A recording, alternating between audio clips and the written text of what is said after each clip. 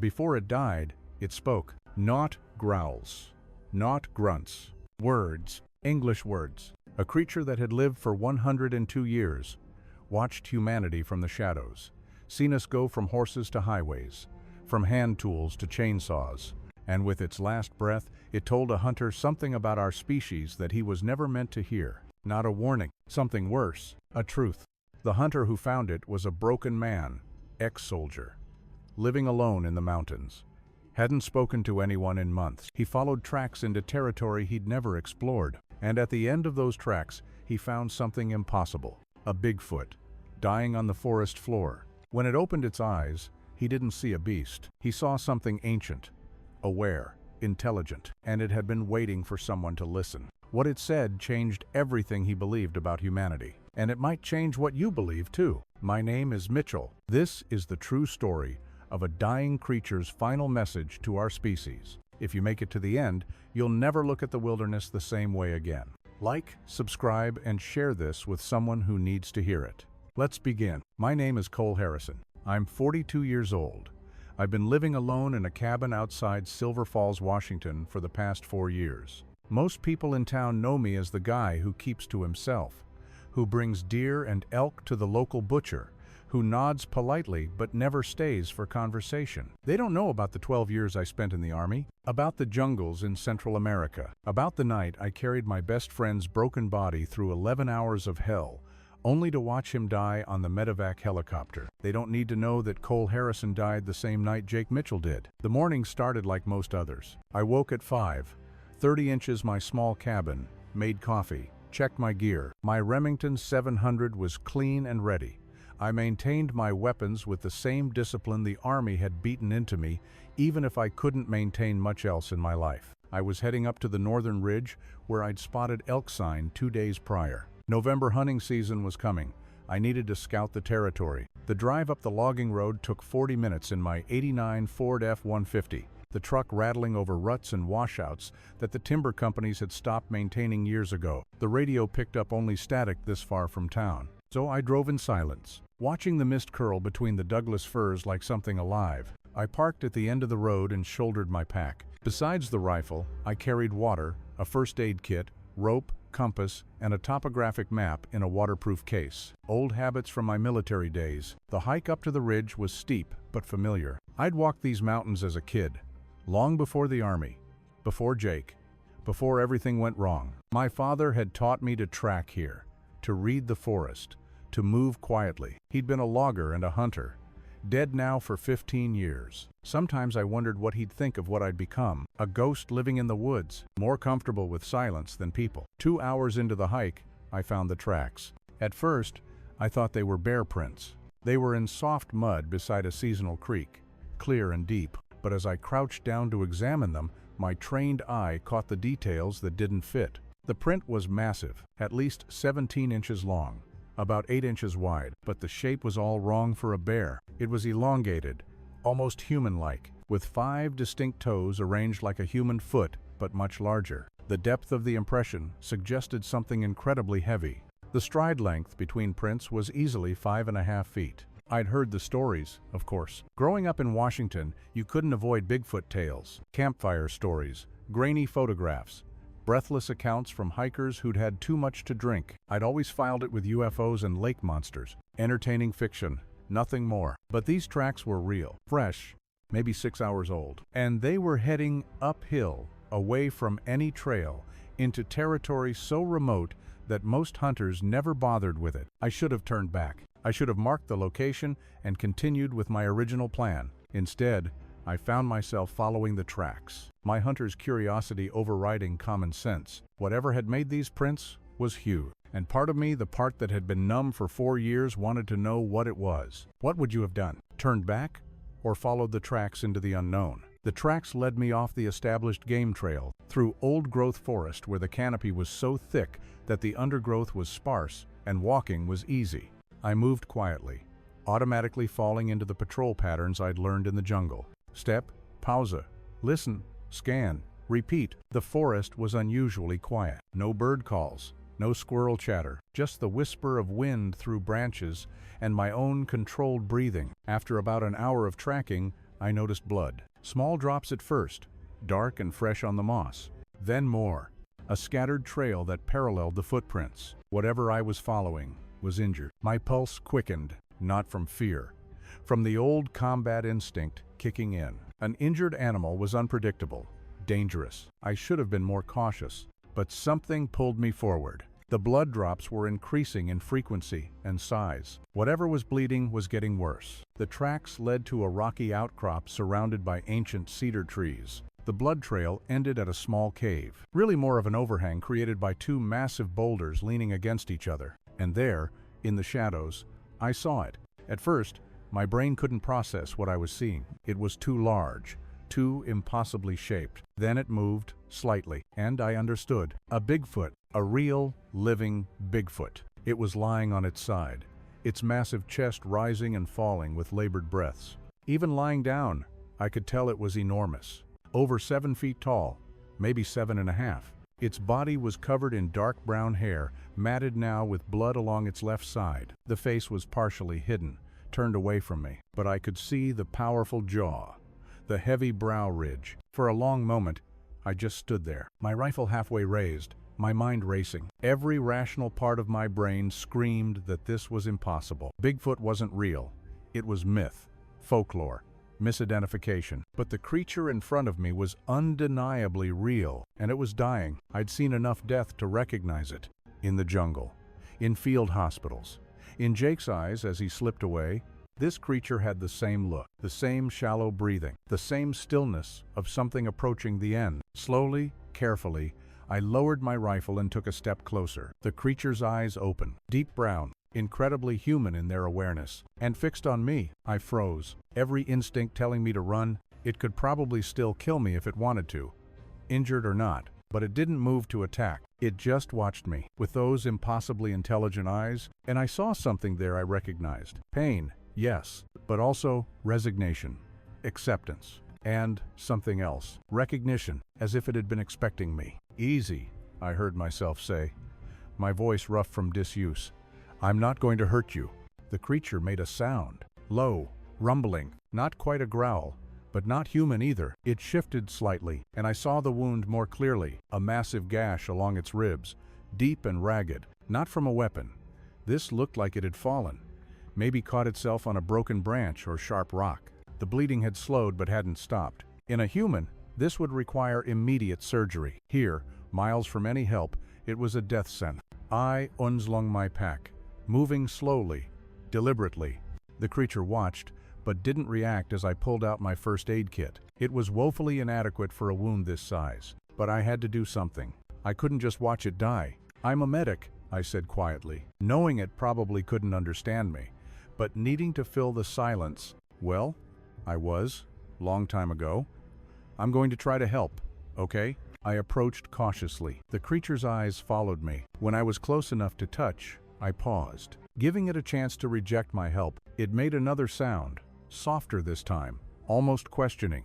And then, incredibly, it shifted its position slightly, to give me better access to the wound. It was trusting me. My hands were shaking as I opened my kit. The wound was worse up close, deep enough that I could see muscle, possibly bone. It needed stitches, antibiotics, a real hospital. All I had were some gauze pads, medical tape, and a small bottle of antiseptic that would barely make a dent. This is going to hurt, I warned. I poured antiseptic over the wound. The creature tensed but didn't pull away. I worked quickly, using every scrap of gauze I had to pack the wound, wrapping it as tightly as I could with the tape and some rope from my pack. It wasn't enough. We both knew it wasn't enough. When I finished, I sat back on my heels, looking at this impossible being. Up close, I could see the silver hairs mixed in with the brown, the deep lines around its eyes, the worn look of something that had lived a very long time. "How old are you?"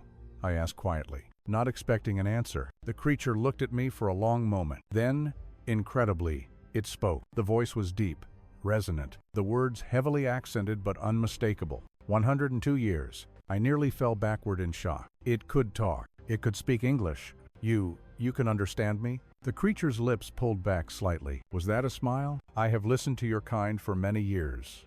Learned words." Each word came slowly, painfully, like speaking was a tremendous effort. "The wound, I started, but it cut me off with a slight shake of its massive head. Too late, it said simply. I am old. This body is finished. It took a labored breath. But I am glad you came. Why? I asked. My voice barely a whisper, because I have something to say. About your kind. It closed its eyes briefly, gathering strength, and someone needs to hear it. I sat down fully, my rifle forgotten beside me, staring at this dying creature that shouldn't exist but did. And I realized with a clarity I hadn't felt in 4 years that I was about to hear something important, something that would matter. The creature opened its eyes again, and in them I saw a depth of experience, of observation, of accumulated wisdom that made my 42 years seem like nothing. Listen, it said. Listen and remember. The creature shifted against the rock, trying to find a more comfortable position. The movement brought a grimace of pain to its face, so human in expression that it made my chest tight. What do I call you? I asked. Do you have a name? It considered this for a moment.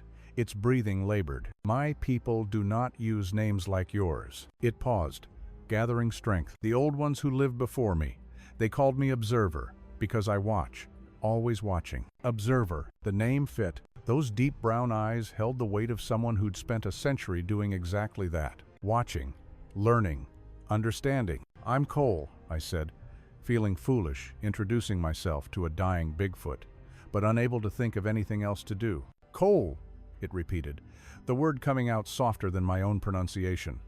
You are Hunter. Yes, I admitted, though I wasn't hunting you. I didn't even believe your kind existed until about 20 minutes ago. Something that might have been amusement flickered in Observer's eyes. Most of your kind do not believe. That is our advantage, our survival. Another labored breath. But now it does not matter. Soon I will be gone. My people are already ghosts. There are others? I asked. More of you? Few, Observer said. Very few. Once when I was young there were more. But we do not breed often, and your kind spreads everywhere. Takes everything. The words weren't accusatory, just factual, which somehow made them hit harder. I pulled my water bottle from my pack and offered it. Observer looked at it curiously, then accepted it with surprising delicacy. Those massive fingers handling the plastic bottle carefully, it took a small sip, then another. Before handing it back, "Thank you," it said, and I was struck again by the surreal nature of this. Sitting in the Washington wilderness, sharing water with a cryptid that was thanking me in English. You said you had something to tell me, I prompted gently. About humanity. Observer nodded slowly. Yes, I have watched your kind for 102 years. Watched you grow, spread, change. I have seen 3 great wars. Seen your machines become magic. Seen your numbers multiply like rabbits. It paused, and when it continued, there was something heavier in its tone. And I have seen what you do not see about yourselves. I leaned forward slightly, drawn in despite myself. This creature had lived through the entire 20th century, watching humanity from the shadows. What must that have looked like? What patterns had it observed that we caught up in our daily lives couldn't see? Tell me, I said. Observer's eyes drifted upward, looking at the canopy above us. When I was young, your kind traveled on horses, used simple tools, cut trees with handsaws. The forest could heal faster than you could wound it. Its gaze returned to me. I thought you were like us, taking what you need, but no more. But we're not, I said quietly, already knowing where this was heading. No, Observer confirmed. You have sickness in your spirit. You cannot stop taking. First, you needed wood for warmth, for shelter. Understandable. Then you wanted more wood, for money. For what did I hear it called? Economy. The word came out awkward, foreign in its mouth. You cut faster than trees can grow. You build roads everywhere. You fill the sky with poison from your machines. I wanted to defend humanity, to argue that we'd also done good things, made progress, advanced civilization. But sitting there with this dying creature who'd watched us for a century, the arguments felt hollow. I watched the first automobile come to these mountains, Observer continued, its voice growing slightly stronger, as if fueled by the urgency of knowing its time was short. 1917. Loud smoking thing. I thought it was sick. But no, that is how all your machines work. Taking ancient life from deep in the earth, burning it, filling the air with death. It shifted again, wincing. I watched the loggers come, first a few men with axes, then bigger groups, then machines, chainsaws that scream like demons. In my lifetime, I have watched 90% of the old forest disappear. The grandmother trees, the ones that stood for 1,000 years, gone in minutes. I know, I said, and I did. I'd seen the clear cuts, the vast swaths of mountainside stripped bare. Even as someone who hunted and used the forest's resources, the destruction had always unsettled me. We've gone too far. Too far, Observer repeated. Yes, but here is what terrifies me. What I must tell you before I go. It locked eyes with me, and I saw an urgency there that made my skin prickle. Your kind knows. You know what you are doing. I have heard your scientists. I have listened to your radio broadcasts from the boxes people carry. They say the air is warming. The ice is melting. The animals are dying. They warn you. Climate change, I said? Yeah, the scientists have been talking about it more lately. And yet, Observer said, its voice dropping to barely a whisper, you do nothing. You know the cliff is ahead. You see it coming, and you drive faster. The creature's eyes glisten. Was it crying? That is what terrifies me. Not that you destroy by accident, but that you destroy knowing, choosing. The words hit me like a physical blow, because it was true. God help me, it was true. We did know. The warnings had been there for decades, and we just kept going, kept consuming, kept building, kept burning fossil fuels and cutting down forests, pretending someone else would fix it. My people, Observer continued, we die because you leave us no room. But you die because you cannot stop eating your own world. That is the terrible truth. You are smart enough to see, but not wise enough to change. I sat in silence, the weight of the observation crushing. Here was a creature from a species that had survived for who knows how long, by living in balance with the forest, by taking only what they needed, by remaining invisible and careful. And they were being wiped out by a species that knew better, but couldn't stop destroying even its own future. Is that why you wanted to talk to me? I asked. To tell me we're doomed? No, Observer said, and for the first time, something like warmth entered its voice. I wanted to tell you because you are different. Different how? You carry death inside you. I see it. I smell it. Not sickness, but grief, loss. Observer's eyes were knowing, penetrating. You have watched someone die, someone you loved. That changes a person, makes them understand what matters. My throat tightened. I hadn't talked about Jake in 4 years, hadn't let myself think about him more than necessary. My best friend, I heard myself say, Jake Mitchell. He died in my arms. Yes, Observer said gently. You carry him still. That weight. It makes you different from others of your kind. It makes you see. See what? That life is precious. That time is short. That taking and taking and taking leaves you empty. Observer took a shaky breath. Your kind is young. Young species, like young people, think they will live forever. Make mistakes because they cannot imagine the end. But you have touched death. You know the end comes. I wiped at my eyes, surprised to find them wet. And what am I supposed to do with that? Remember, Observer said simply, remember what I tell you. Remember that an old one who lived 102 years watched your kind rush toward the cliff and begged you to turn around. Its breathing was becoming more labored now, the words coming slower. Tell others. Plant seeds. Maybe they will not grow in time. Maybe your kind is already past the point of saving. But maybe not. I'm just one person, I protested.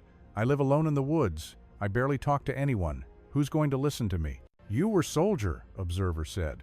You know about missions, about doing your part, even when outcome uncertain. It reached out with one massive hand, and I let it rest on my shoulder. The weight was immense, but gentle. This is your mission now. Carry my words. Tell them an old one watched and warned.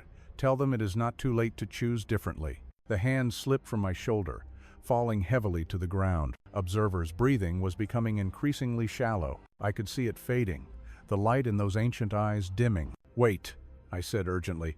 I have questions. About your people. About how you've survived. About... No time for questions, Observer interrupted. Only time for truth. And truth is simple. It fixed me with one last penetrating look. Your kind has greatness in it. I have seen your music, your art, your capacity for love, for sacrifice. You are not evil, just young, foolish, afraid. Afraid of what? Of changing, of giving up comfort, of admitting you were wrong. Observer's voice was barely audible now. But change is the only path forward. Either you change the way you live on this earth, or the earth will change you. Through suffering, through loss, through death of everything you love. The creature's eyes closed, then opened again with what seemed like tremendous effort. Promise me, it whispered. Promise you will remember. Promise you will try. I promise, I said, my voice breaking. I swear it. I'll remember. I'll try. Observer's face relaxed into something that might have been peace. Good. That is all I can ask. One human who hears, who understands, who might plant a seed that grows. Another long, rattling breath. I am ready now, ready to rest. Is there anything I can do? I asked desperately.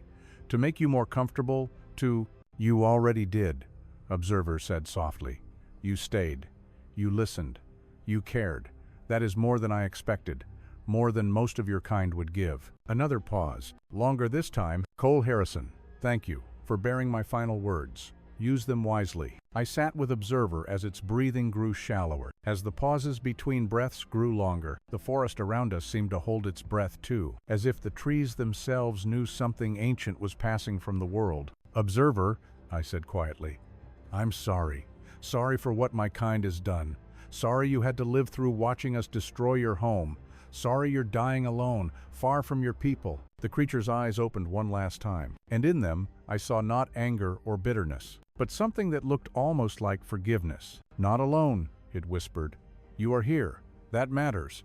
Everything matters. Those were its last words. I watched as Observer's chest rose one final time, held for a moment, then settled into stillness. The light in those ancient eyes faded, and the creature that had walked the earth for 102 years, that had witnessed the entire 20th century from the shadows, was gone. I sat there for a long time, my hand on Observer's cooling shoulder, tears streaming down my face. I'd cried exactly once in the 4 years since Jake died, at his funeral, briefly, before shoving the grief down where it couldn't hurt me. But now the dam had broken, and I wept, not just for this ancient being, but for Jake, for the forest being destroyed, for a world rushing toward a cliff while refusing to turn around. When I finally stood, my legs were numb from sitting so long. The sun had moved considerably. I'd been there for hours. I looked down at Observer's body, at the massive form that would soon return to the earth it had walked for over a century. I couldn't leave it here. I couldn't let hunters or hikers find it. Couldn't let Observer become a spectacle, a trophy, a circus sideshow. The creature had asked me to remember, to carry its words. The least I could do was give it dignity in death. I spent the rest of the afternoon gathering stones and branches, building a cairn over Observer's body. It was hard work, made harder by the tears that kept blurring my vision. But I didn't stop until the body was completely covered. It wouldn't last forever.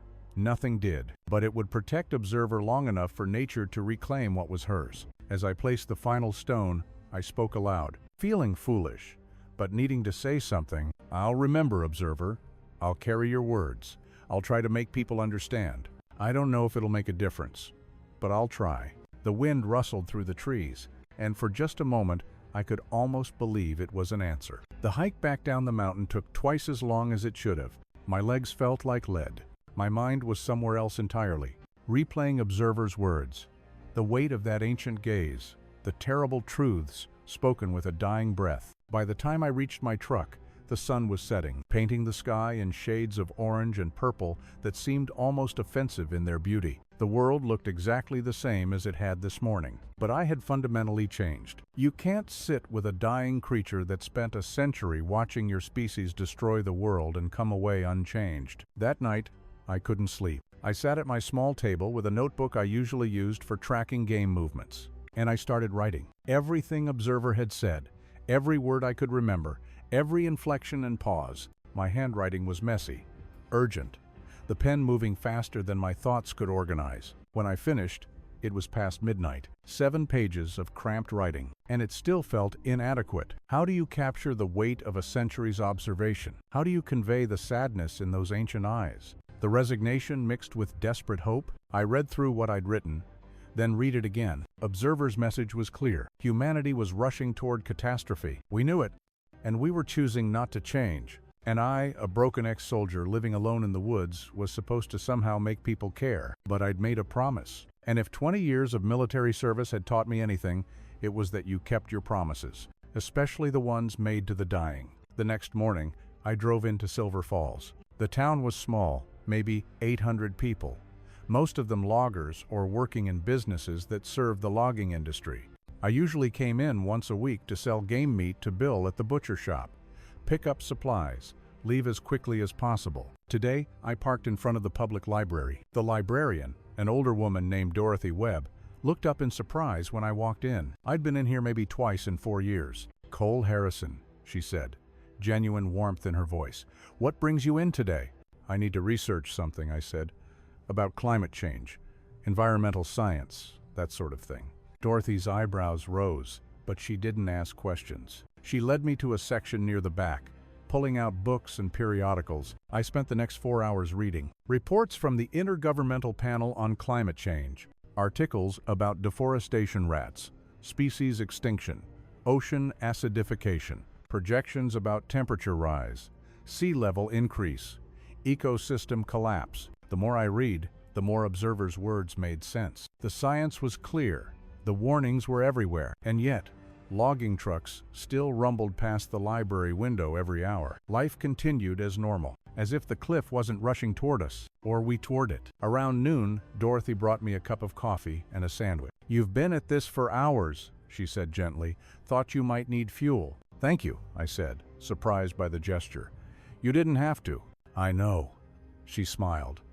"But you looked like a man on a mission." She hesitated, then asked, "What sparked this sudden interest? If you don't mind me asking." I considered lying, or deflecting, or giving some vague answer. Instead, I heard myself say, "I saw something in the woods yesterday, something that made me realize I've been asleep, not paying attention to what matters." Dorothy nodded slowly. "Every person who wakes up, who sees clearly and chooses differently that matters, even if it feels like a drop in the ocean." "Observer said something similar," I muttered, then realized what I'd said. "Observer?"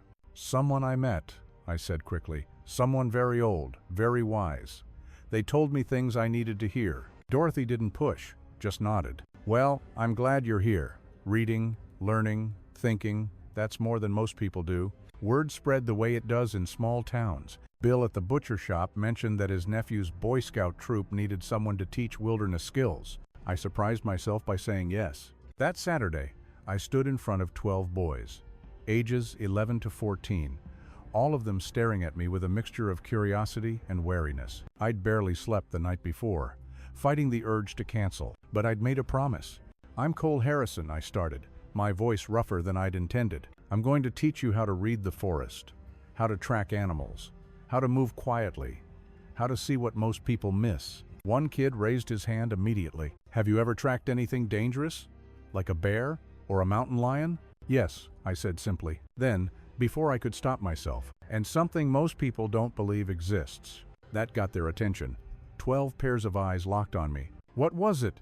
another boy asked eagerly. I paused, thinking about Observer, about the promise to carry its words. This wasn't how I'd planned to start, but maybe it was the right moment. Kids hadn't learned to dismiss things yet, hadn't built up the walls of skepticism that adults wore like armor. "Before I tell you," I said, "I need you to understand something.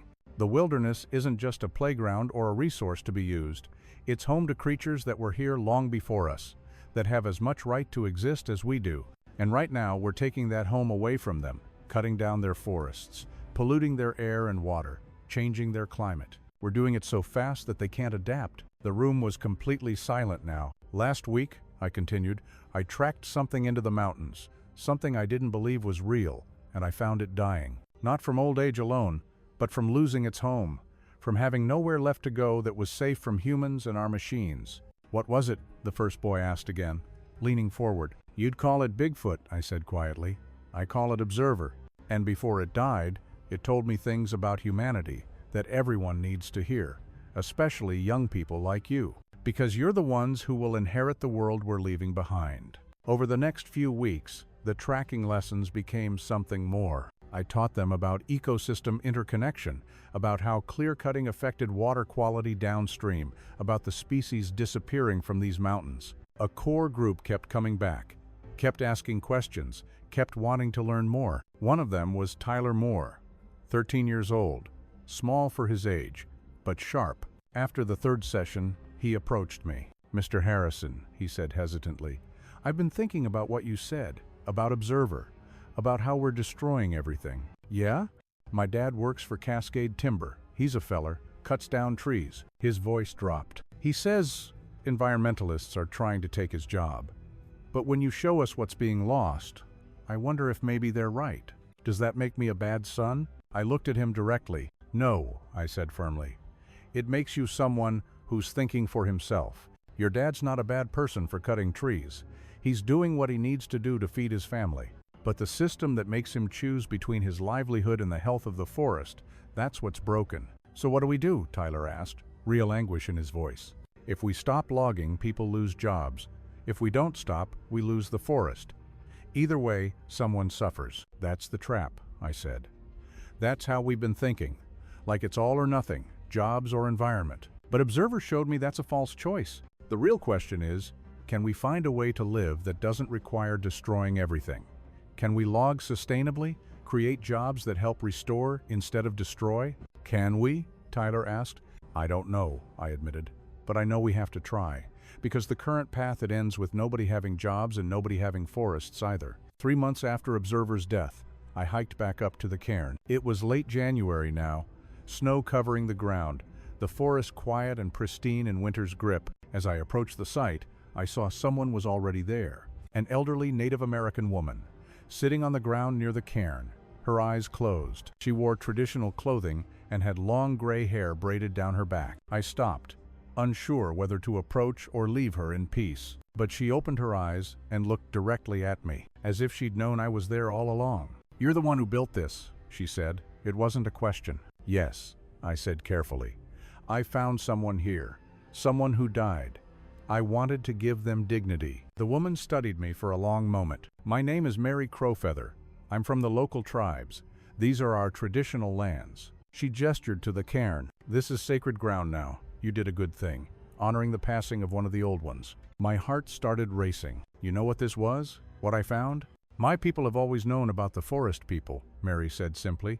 We called them the tall shadows. They were here before us. She stood, her movements fluid despite her apparent age. Word travels among my people. We heard that a white man found one of the old ones dying, that he sat with it, listened, covered its body with respect. That's rare. It asked me to remember, I said, to carry its words about humanity, about the choices we're making. And are you? Mary asked, carrying those words? I'm trying. Teaching kids, reading, learning, trying to figure out how one person can possibly make a difference. Mary nodded slowly. You're asking the wrong question. The question isn't how can one person change everything. The question is, what is my part to play? You don't have to save the world, Cole Harrison. You just have to do your piece. That's what Observer said, I replied. It called it planting seeds. There's never enough time, Mary said. There's never enough certainty. But that doesn't excuse us from trying. She placed a hand on my shoulder. The old ones are dying, Cole, not just from old age, but from grief, from watching everything they knew disappear. But before they go, some of them are speaking. To people like you, people who might listen.